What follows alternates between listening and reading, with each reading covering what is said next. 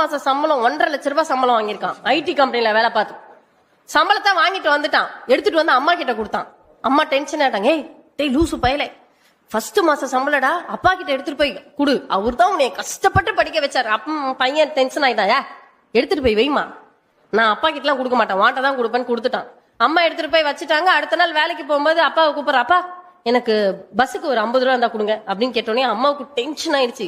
லூசாடா நீ, நேத்து தான் மாசம் சம்பளம் 1.5 லட்ச ரூபாய் எடுத்து வந்து என்கிட்ட கொடுத்த, இன்னைக்கு போயிட்டு அப்பா கையில 50 ரூபாய் கேட்கிற, அறிவில்ல உனக்கு அப்படின்னு கேட்டோன்னே அந்த அம்மா கிட்ட அந்த பையன் சொன்னான், அம்மா எங்க அப்பா நான் 1ஆம் கிளாஸ் படிக்கிறப்ப எனக்கு எழுத பென்சில் இல்ல, அப்பா கிட்ட போய் கேட்டேன், அவர் பாக்கெட்ல வெறும் 2 ரூபாய் தான் இருந்துச்சு, அதை எடுத்து கொடுக்கும்போது எங்க அப்பா கை மேல இருந்துச்சு, என் கை கீழே இருந்துச்சு.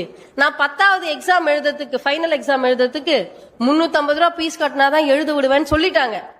அதை எடுத்து எங்க அப்பா கொடுக்கும் போது அந்த கை எங்க அப்பா கை மேல இருந்துச்சு, என் கை கீழே இருந்துச்சு.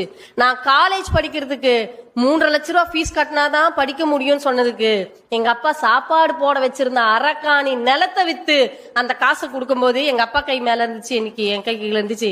இன்னைக்கு நான் வாழ்க்கையிலே பார்க்காத ஒரு பணம், இந்த பணத்தை எடுத்துட்டு போய் எங்க அப்பா கிட்ட கொடுக்கும்போது எங்க அப்பா கை கீழே போயிடும், என் கை மேல வந்துருமே, அந்த கஷ்டத்தை எங்க அப்பனுக்கு நான் கொடுக்கவே மாட்டேன்னு சொன்னாம இருங்க. Download ShareChat.